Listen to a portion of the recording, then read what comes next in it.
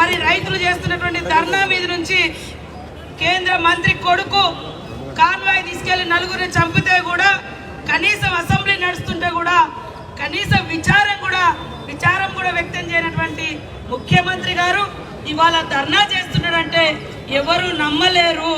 కేవలం మోడీ గారి డైరెక్షన్ లో భాగంగానే ఈ యొక్క ధర్నాలు యొక్క డ్రామాలు.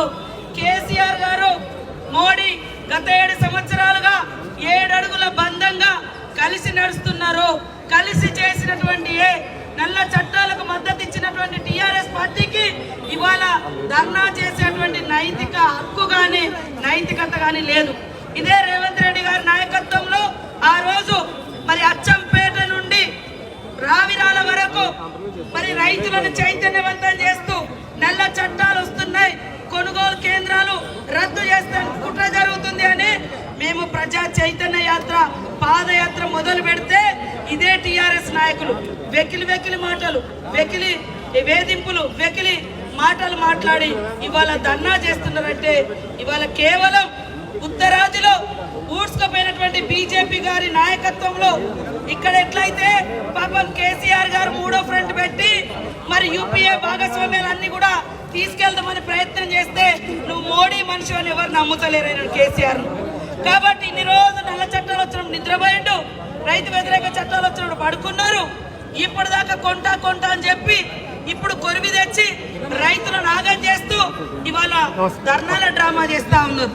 కాంగ్రెస్ ఎప్పుడు కూడా రైతులకు అండగా ఉంది. రైతులకు ఇచ్చిన మాట ప్రకారం ఆనాడు విద్యుత్ గాని, అదే విధంగా రుణమాఫీ గాని, సబ్సిడీలో ఎరువులు గాని ప్రతి ఒక్కటి కూడా రైతులకు అనుకూలంగా ఇచ్చింది. కార్పొరేట్ వ్యవసాయం కోసం ఆ రోజు మోడీ గారి నల్ల చట్టాలు తెస్తే ఇక్కడ ప్రభుత్వం పేదల భూములన్నీ కూడా లాక్కొని కార్పొరేట్ కంపెనీలకు ఇస్తుంది. ఈ రెండు కూడా ఒక్కటే. ఈ రెండు కూడా కేవలం కాంగ్రెస్ పార్టీని దెబ్బతీయడం కోసం.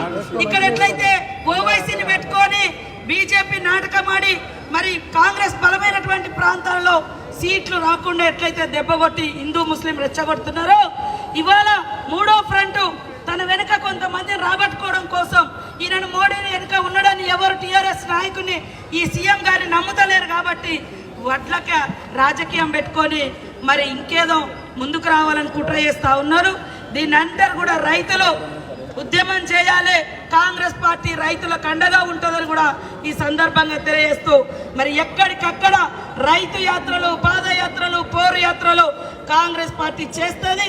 కాంగ్రెస్ పార్టీ ఆధ్వర్యంలో రైతులకు న్యాయం జరిగే వరకు ఈ సీఎం గారి మెడలు వంచడానికైనా, ఢిల్లీలో ఉన్న మోడీ మెడలు వంచడానికైనా కాంగ్రెస్ పార్టీ సిద్ధంగా ఉందని తెలియజేస్తూ జై కిసాన్, జై కిసాన్.